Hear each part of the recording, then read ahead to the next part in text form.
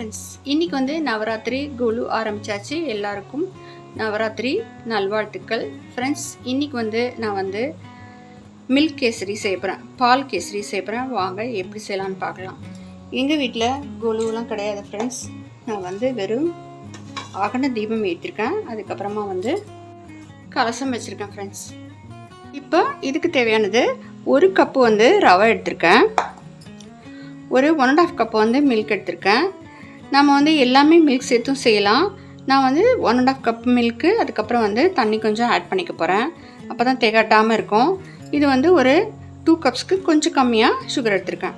அப்புறம் முந்திரி, திராட்சை, அப்புறம் ஏலக்காய் 3 ஸ்பூன்ஸ் வந்து கீ ஆட் பண்ணிக்கோங்க. ஆட் பண்ணிவிட்டு முந்திரியும் திராட்சை வந்து வறுத்து எடுத்துக்கலாம். அதே கீயில் வந்து நம்ம ரவையை வறுத்து எடுத்துக்கலாம். எடுத்தாச்சு. இப்போ வந்து ரவையை மில்க் ஆட் பண்ணிவிட்டு இப்போ வாட்டரும் நம்ம ஆட் பண்ணிடலாம். நீங்கள் வேணால் அப்படியே எல்லாமே மில்க் ஆட் பண்ணுறதா இருந்தாலும் ஆட் பண்ணிக்கலாம். 1 கப்பு ரவைக்கு வந்து 3 கப்ஸ் வந்து மொத்தம் வாட்டரும் மில்க்கும் ஆட் பண்ணியிருக்கேன். நல்லா கலந்து விட்டுருவோம். கலர் வந்து ஆட் பண்ணியிருக்கேன், வேணுன்னா ஆட் பண்ணிக்கோங்க.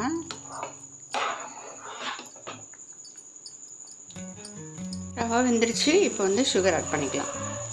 இது கீ கொஞ்சம் சேர்த்துருங்க. சூப்பராக டேட்ஸ் பாருங்கள்,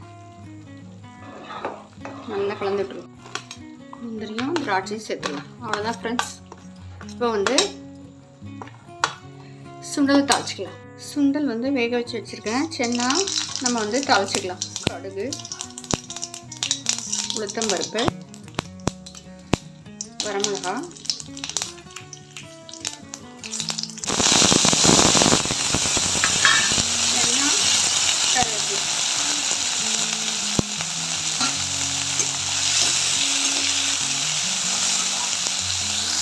தேங்காய் வேணும்னா போட்டுக்கலாம், அப்புறம் கூட போட்டுக்கலாம். டைம் ஆகிடுச்சு. இப்போ வந்து படைக்க வேண்டியதுதான். நம்ம வந்து அரைச்சி போட்ட பொடி சேர்த்து கூட நம்ம வந்து சுண்டல் செய்யலாம். அதே மாதிரி சோம்பு, பச்சை மிளகாய் அரைச்சி போட்டு அதுவும் செய்யலாம். நம்ம ஒரு நாளைக்கு ஒன்று செய்வோம். சூப்பராக அருமையாக இருக்கு பாருங்கள். பிடிச்சி லைக் பண்ணுங்கள், சப்ஸ்கிரைப் பண்ணுங்கள் ஃப்ரெண்ட்ஸ். தேங்க்யூ, தேங்க்ஸ் ஃபார் வாட்சிங். அம்பாள் வந்து வச்சுருக்கேன். இங்கே வந்து மகாலட்சுமி தாயார் இருக்காங்க. இங்கே வந்து சரஸ்வதி. அகண்ட தீபம் வைத்திருக்கேன். நம்ம வந்து நைட்டில் வந்து அகண்ட தீபத்தை பார்த்து இடத்துல வைக்கணும். ஏன்னா வந்து துணியெலாம் இருந்தால் அது பக்கத்தில் நம்ம வைக்கக்கூடாது.